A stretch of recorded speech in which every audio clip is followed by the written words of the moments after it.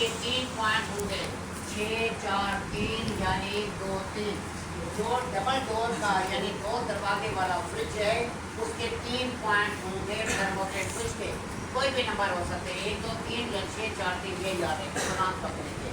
अगर आपका इसको कहते हैं VT9, पुराना मॉडल है VT9, और जो नया मॉडल आया है वो है VCD9। VCD9 ये डबल डोर है, वरना आप आसानी से नहीं समझ आ रहा VT9 या VCD9, आप उसे कहें डबल डोर का थर्मोस्टेट स्विच है। आगे समझ। अब जो हमारे पास दूसरा जो थर्मोस्टेट स्विच है सिंगल डोर का, जिसमें एक दरवाजा है, उसमें इस्तेमाल होता है VC1 या VCD1। उसके 2 पॉइंट होंगे थर्मोस्टेट स्विच के, 3 पॉइंट नहीं होंगे। जो थर्मोस्टेट स्विच सिंगल डोर है उसके क्या होंगे, 2 पॉइंट होंगे। जो आपका फ्रिज डबल डोर है उसके 3 पॉइंट होंगे। तो पीछे कैसे चला गया, तेरे लिए थोड़ी क्लास से बैठ जाए। वहाँ पर क्या करना है आपने, अगर आपने डबल डोर का थर्मोस्टेट स्विच सिंगल डोर में लगा दिया तो क्या होगा, ये फौरन ऑटो कर जाएगा, कूलिंग ही नहीं होगा। आपने डबल डोर का थर्मोस्टेट स्विच सिंगल डोर में लगाया तो सिंगल डोर में सिर्फ एक ही फ्रीजर होता है जिसका टेम्परेचर माइनस में होता है। आपने इसका साथ टच कर दिया, ये थोड़ी देर में ऑटो कर देगा, कूलिंग ही नहीं होगा। समझ आती है मेरी बात की? yes, अगर आपने सिंगल डोर का थर्मोस्टेट स्विच डबल डोर में लगा दिया, ये ऑटो ही नहीं करेगा क्योंकि ये माइनस पे ऑटो। क्या वजह है, डबल डोर के अंदर नीचे प्लेट है, सिंगल प्लेट है, नीचे टेम्परेचर प्लस रहता है। अगर आपने सिंगल डोर का थर्मोस्टेट स्विच लगा दिया तो नीचे ऑटो नहीं करने लगा। अगर ऑटो करेगा इतने लो टेम्परेचर पर करेगा, नीचे चीज़ें आपकी जमना शुरू हो जाएंगी। इस वजह से ये ध्यान में रखना है, डबल डोर का thermostat switch double door fridge में लगेगा और सिंगल डोर का थर्मोस्टेट स्विच सिंगल डोर यानी एक दरवाजे वाले में लगेगा। हर मशीन का थर्मोस्टेट स्विच उसके लिए होता है।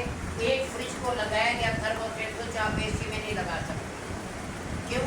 क्योंकि AC का टेम्परेचर प्लस में होता है, माइनस में नहीं होता। फ्रिज का टेम्परेचर थर्मोस्टेट स्विच माइनस तक जाता है। डीप फ्रीजर का थर्मोस्टेट डीप फ्रीजर में है, आप फ्रिज में नहीं लगा सकते। एक छोटी सी चीज़ है जिसकी कीमत 500 से 600 है, वो उस मशीन का मकसद पूरा करती है। यानी AC ले लें, AC में आप फ्रिज का थर्मोस्टेट स्विच लगा दें तो आपको सुकून नहीं मिलेगा, आपको रजाई डालनी पड़ेगी। क्यों? क्योंकि टेम्परेचर इतना नीचे चला जाएगा। अब 600 की चीज़ उस मशीन का मकसद पूरा कर रही है जो 1.5 लाख 2 लाख रुपये। आप इस तरह बॉयलर ले लें 2-3 करोड़ का है, आप बॉयलर के अंदर उसी का ही थर्मोस्टेट स्विच लगेगा, किसी और का नहीं लगेगा। अगर लगाएंगे तो आप बॉयलर को फाड़ देंगे।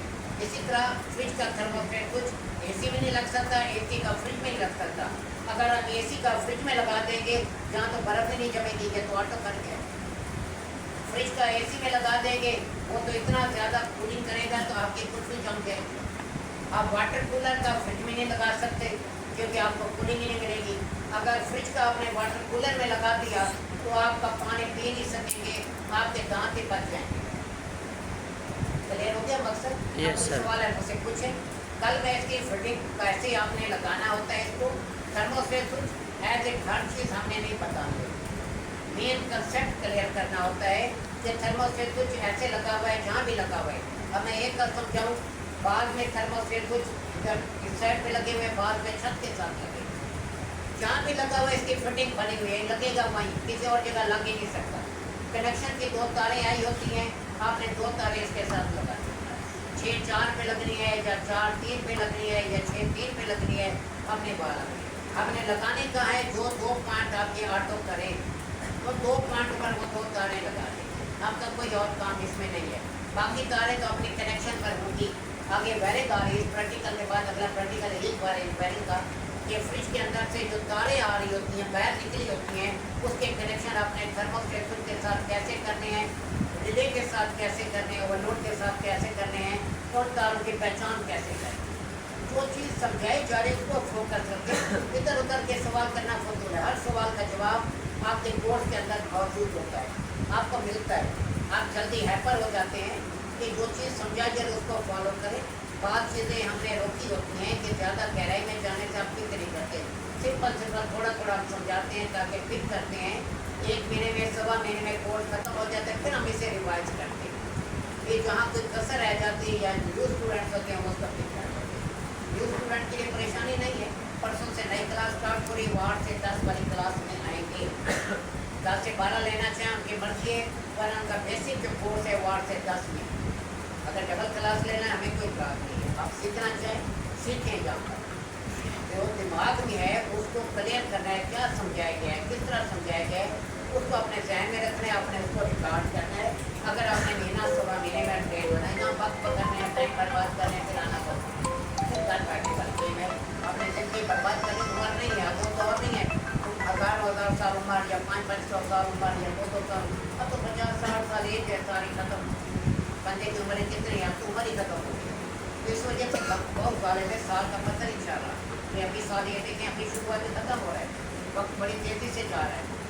तो इस वजह से जो चीज़ समझाई जा रही है उसे फिट करें, तो बाकी जो चीज़ें आने वाली हैं वो उसे आने वाले में छोड़ दें। ये किसी के जहन में कोई क्वेश्चन आज का टॉपिक थर्मोस्टेट स्विच का सवाल क्या किया जाता है आपसे, थर्मोस्टेट स्विच आपका यूनिट ऑटोमेटिक नहीं कर रहा, क्या मसला है? सर ऑटो नहीं कर रहा तो थर्मोस्टेट स्विच के सेंसर का मसला है, वो टेम्परेचर को सेंस नहीं कर सकता। जो आपसे पूछे जाने वाले सवाल है तो आपसे पूछे जा सकते हैं। थर्मोस्टेट स्विच के मशीन के बंद होने को क्या कहते हैं? ऑटोमेटिक कहते हैं। सर ओवरलोड से मशीन के बंद होने को क्या कहते हैं? ट्रिप होना कहते हैं। बड़े बड़े मैकेनिक मैंने देखे हैं थर्मोस्टेट स्विच ट्रिप कहते हैं। ट्रिप होते हैं ओवर करंट, आपकी वाटर की फला लाइन ट्रिप कर दी, वो ऑटो नहीं थे। हमारे अल्फाज ही प्रॉपर नहीं है, बड़े बड़े लोग मैंने देखे वो जी यूनिट ट्रिप कर दिया, इतना एक्सपीरियंस होता है फिर भी ट्रिप कर दिया, उनके पास थ्योरिकल नॉलेज नहीं है, उन्होंने लाइफ फील्ड में गुजारी है। हर लफ्ज़ को प्रॉपर इस्तेमाल करें कि आपका यूनिट टेम्परेचर पूरा होने पे बंद हो गया है, ऑटो हो गया, कूलिंग पूरी हो गई है, ये ऑटो हो गई। तो ऐसी सूरत में मशीन बंद हो गई, जिसे कम अज़ कम 5 से 7 मिनट, कम 7 मिनट का टाइम है, 7 मिनट के बाद इसे रिस्टार्ट लेना चाहिए। अगर ये जल्दी रिस्टार्ट उठा रहे, अब इसके एडजस्टिंग स्क्रू को थोड़ा सा टाइट करते हैं ताकि थोड़ा सा ये डिले में रहे, जल्दी ऑन होगा तो कंप्रेसर स्टार्ट नहीं लेगा, 7 मिनट से ज़्यादा टाइम ले ये रिस्टार्ट लेने में। दूसरा सवाल किया जाता है, तीसरा सवाल, थर्मोस्टेट स्विच के वैल्यूज में क्या भरा होता है? Volatile liquid. ये वॉलेटाइल लिक्विड क्या भरा है? ये वही गैस है जो यूनिट में चार्ज की गई है मगर लिक्विड हालत में चार्ज की गई है, इस वजह से इसको हम वॉलेटाइल लिक्विड कहते हैं। थर्मोस्टेट स्विच का कंट्रोलिंग पॉइंट कौन सा है? यानी जहाँ जो चीज़ टेम्परेचर को कंट्रोल कर रही है वो इसका सेंसर है, जो टेम्परेचर को कंट्रोल कर रहा है। जैसे मुंह में हम थर्मामीटर डालते हैं ताकि टेम्परेचर सेंस हो, है तो थर्मामीटर हम उल्टा भी डाल सकते हैं, लेकिन सेंसर उधर नहीं है, वो टेम्परेचर नहीं सेंस करेगा। तो इस वजह से इसका सेंसर जो है वो वहाँ पर लगाया जाता है जहाँ का आपने टेम्परेचर कंट्रोल करना है। अब फॉर एग्जांपल फ्रिज की बात आती है, फ्रिज के अंदर थर्मोस्टेट स्विच का सेंसर कहाँ लगा होता है? वेपरेटर के आउटलेट पर, यानी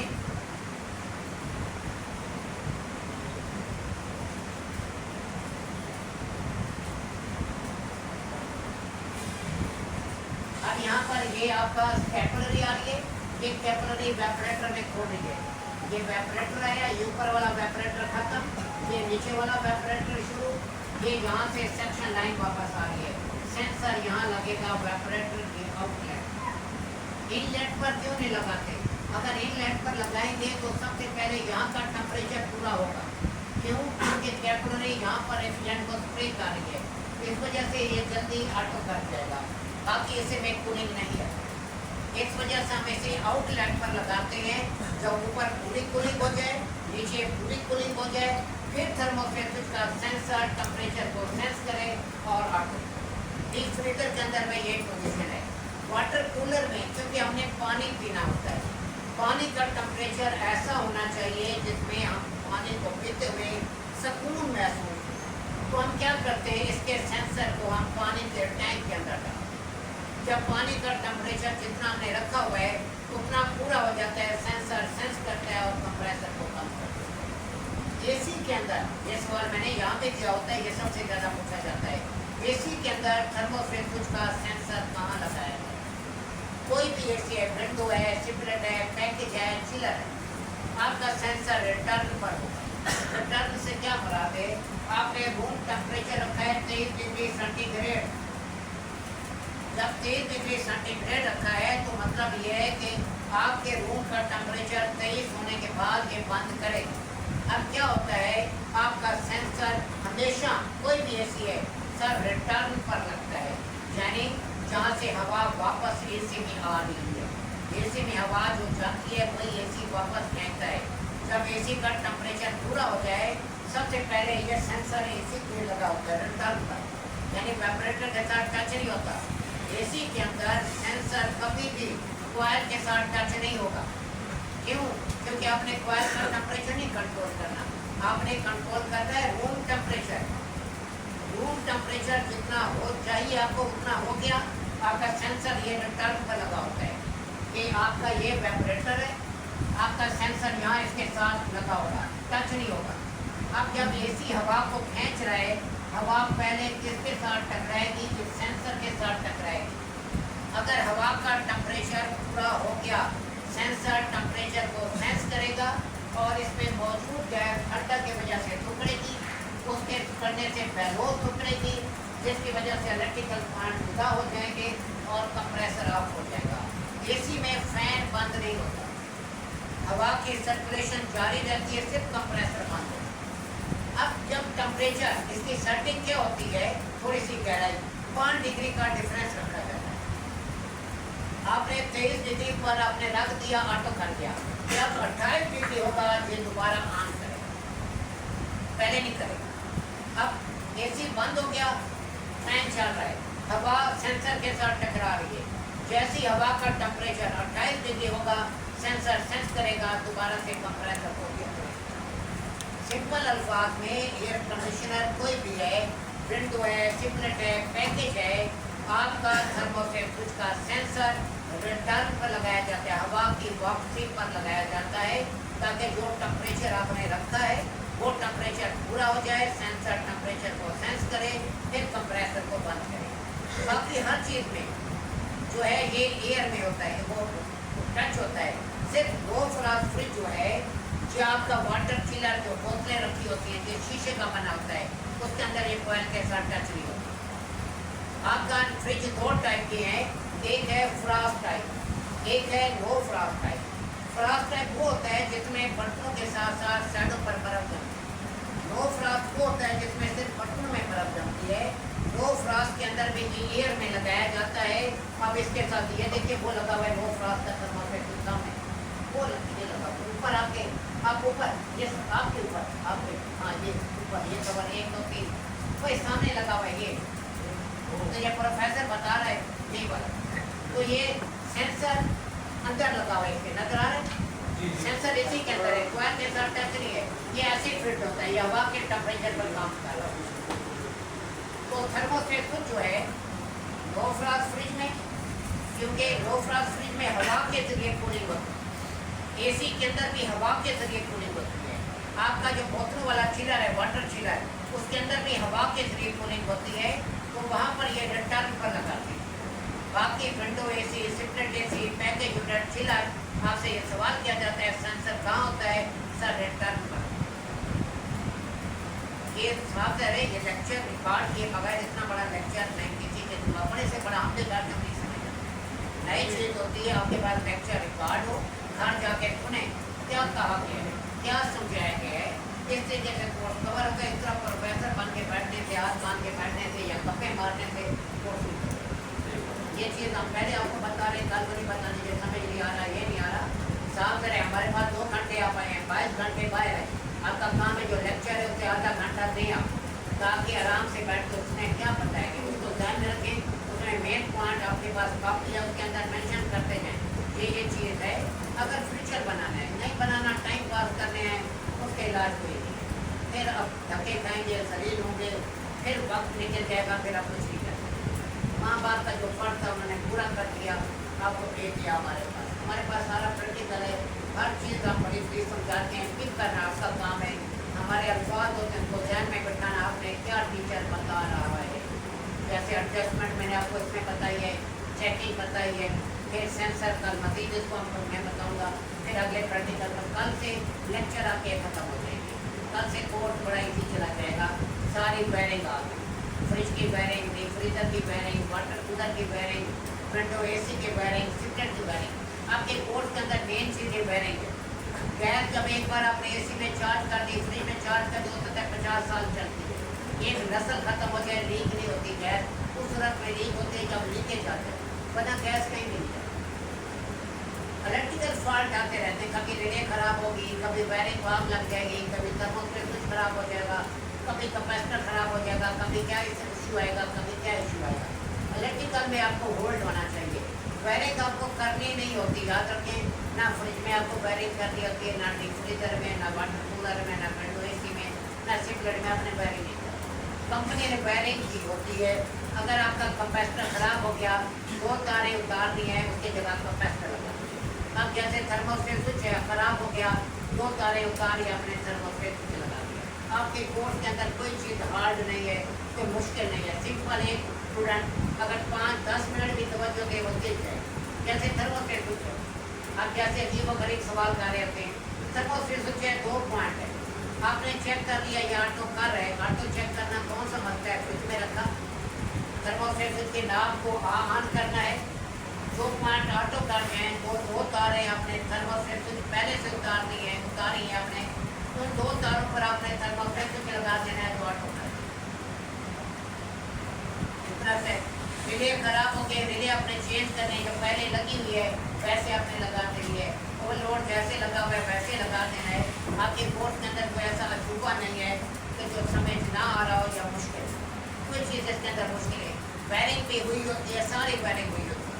हाँ, कोई बता के वायरिंग के 2-3 तारें उतार देता है, आपने उसी तरह तारें लगा दी। असल चीज़ें फॉल्ट आने चाहिए। मैंने काम कैसे करना है, जैसे अभी मैंने थर्मोस्टेट स्विच का समझाया है, ये मसला होगा, आपने इस मसले को ऐसे हल करना, फॉल्ट पिक करने चाहिए। बाकी वायरिंग कभी नहीं करती होती।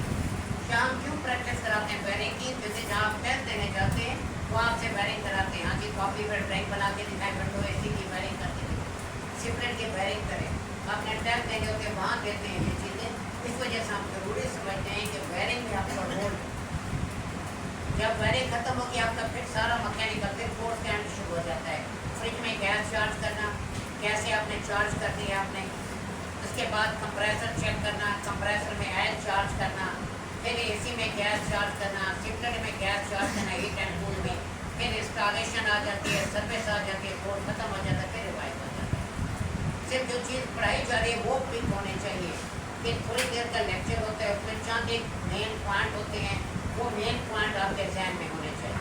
आज के मेन पॉइंट देखिए, आप आज के मेन पॉइंट क्या थे आपके जहन में, और कोई जिसके अंदर दिमाग पे ज़्यादा बोझ डालने की है वो है कि किसी का कोई सवाल जी सर। हम उनसे पता चलेगा अब ये सवाल बंद होगा, पीर साहब रास्ता ही नहीं देगा। अभी वहाँ मैंने समझाया आपको, रास्ता इलेक्ट्रिकल पॉइंट रास्ता ही नहीं दे रहे तो बंद हो चुका।